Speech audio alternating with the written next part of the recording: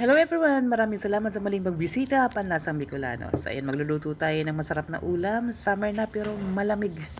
Sobrang lamig pa rin ang panahon sa ngayon, no? Ayan, tago sa buto, lalo sa umaga at sa gabi. Ayan guys, so nagpainit tayo ng mantika at ating gisa tong ating luya, bawang at sibuyas. So ayan, yung ating bawang ganyan ng buo. Hindi ko na siya dinurog guys, kinakain ko pa siya pag ganitong sinabawan ng aking niluluto. Ayan, palabasin muna natin yung flavor nitong tatlong sangkap na to, bawang, sibuyas at luya. Mahalaga yung makuha natin yung saktong aroma ng ating sangkap. Magtatanggalan sa kasi yung ating luya sa ating nilulutong isda, no? Ayan.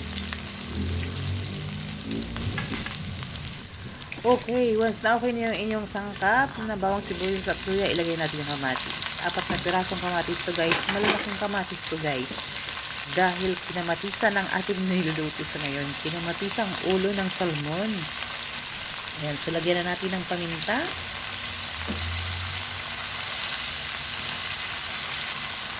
Okay, so isang kutsa natin or igisa natin mabuti yung kamatis hanggang sa lumambot ito. Ayan, kung pansin nyo malambot na, habang hinahalo nyo, durugin nyo na yan. Mas maganda pag durog yung kamatis. Para makuha talaga natin yung flavor ng kamatis. Alam nyo naman ang kamatis sa ngayon, hindi na katulad ng dati na juicy yung kamatis. Sa ngayon, hindi na, no? So, ayan, timplahan natin lagyan natin ng asin. Kaunting munang asin ang ating nilalagay dahil para hindi naman umalat yung ating niluluto. So, mamaya natin, tikman natin pagluto na, saka tayo magdagdag or magkongkito ng lasa. Ayan, durugin natin ng kamatis para kuha talaga natin yung flavor na gusto natin or lasa ng ating niluluto. At nagpapaganda sa kulay ng sabaw to guys. Ayan, pampagana. Pagka magandang kulay ng sabaw ng inyong ulam, masarap talaga. Ayan. Ayan o, ganda no? Pati yung kulay nung kita nyo, yung kulay ng mantika, di ba? Ano ba bago? Konting mantika lang ating nilagay dyan.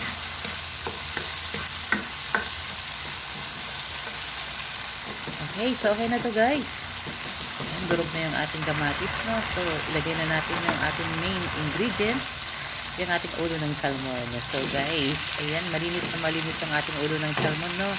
Tinanggalan ko ng gilagan para matanggal ko yung nipis. Yan, ginupit ko siya at tinanggalan ng hasag. Hinati ko siya ng 4 na piraso para naman pagdalawa kami ng aking anak. Buti na nga lang kumakain ng anak kong kasama ito nito.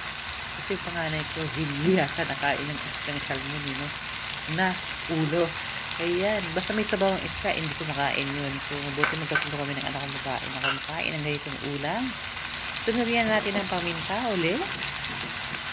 Mas okay kung pamintang buo ang inyong gamitin dahil may sabaw ang ating niluluto. So, dahil wala na akong pamintang buo, okay na yan. So, tinimpla na rin natin ng another kaunti lang ating salt. Kaya, unti-unti ako maglagay ng asin, no? Dahil gusto ko bawat sangkap na aking nilalagay dyan ay magkakasamang kakapit talaga sa laman ng ating niluluto. Okay, so, ayan.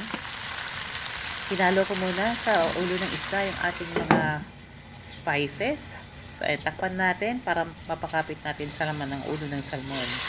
Okay. Naigisa na natin ng ito. So, ayan na. After na ilang minuto natin sinakpan, so balik na rin natin, no? Ayan, nagbago na yung kulay ng ating ulo ng salmon. Actually, yan, malapit na maluto yan, guys. Pero gusto ko dito, pinakukulang ko ito ng gusto.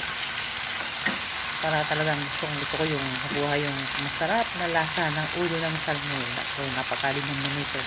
At naglagay na rin ako ng siling sigang. Magdadagdag flavor at aroma rin to sa inyong ulam. So, 3 cup ng tubig ang aking isasabaw dito. Para sa aming dalawa na aking anak. Okay na yan. Siyempre, kukulo pa. Magbabawas pa yan. Kaya, sakto lang yan. Okay, takpan natin hanggang sa kumulo. Ayan, dahil kumulo na ng gusto yung ating sinabawang ulo ng isda. Okay, ilagay na natin yung gulay. Okra. Ayan, 10 pisong okra yan. So, 5 piraso. Hinati ko sa dalawa. May tag 5 piraso kaming okra ng aking anak. Ayan, mustasa. Ang dahon ng mustasa. Itong aking favorite na gulay, guys. Ayan, healthy na. Saganang-sagana sa sustansya yung ating ulam sa ngayon. Minerals, good for adults. So, dahil kulang para sa akin yung asim ng kamatis. Yan, so naglagay pa rin ako ng Nor sinigang sa sampalok. Original guys. Ayoko nung may gabi. Ayan, okay. Nilagay ko na rin ng betchin. Kaunting-kaunting betchin lang. So, pambalansin ng lasa. Ayan. Diba? Pakuluin lang natin ito. Kahit 3 minuto pa. So, tikman muna natin bago natin takpan kung tama na yung lasa.